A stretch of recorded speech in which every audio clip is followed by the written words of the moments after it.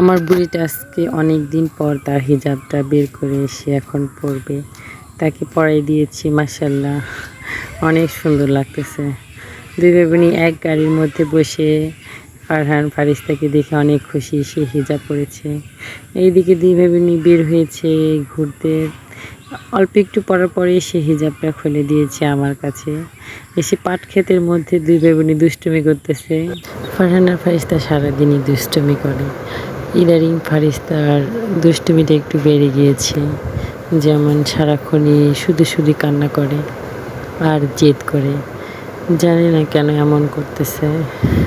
আমার ওদের দুজনে রাখতে আমার অনেক কষ্ট হয় একা একা। আর ফারিস্তা যখন জেদ করে কান্না করে শুধু শুধু, তখন আমার মাথা ঠিক থাকে না, যা তা বলে ফেলি, আরও মাইরও দিই। যখন দুই ভাই বোন ঘুমায় যায় তখন বসে বসে ভাবি যে কী করলাম আর কেন মার দিলাম। ওরা তো ছোট মানুষ, বোঝে না। তখন নিজেকে অনেক আর কি নিজের কাছে নিজেকে অনেক খারাপ লাগে যে আমার সন্তান দুইটাকে আমি কীভাবে মায়ের দিলাম। ওরা তো ছোট মানুষ, বোঝে না। যদি বুঝতো তাহলে এমন করতো না।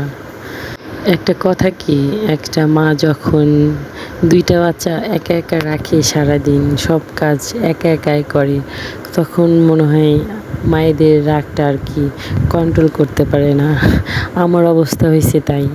সারাদিন একা একা ওদের পিছনে সব কিছু করা, তারপরে যদি ওরা এইভাবে কান্না করে, জেদ করে, দুষ্টুমি করে, তখন আমারও মাথা ঠিক থাকে না।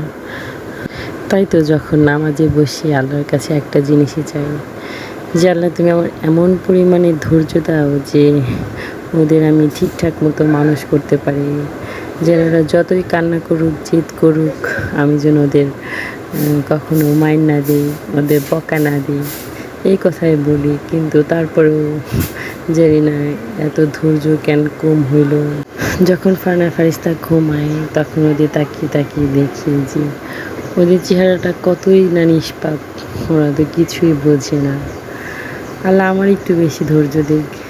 আল্লাহ মনে হয় আমার একটু ধৈর্যটা একটু কমিয়ে দিয়েছে।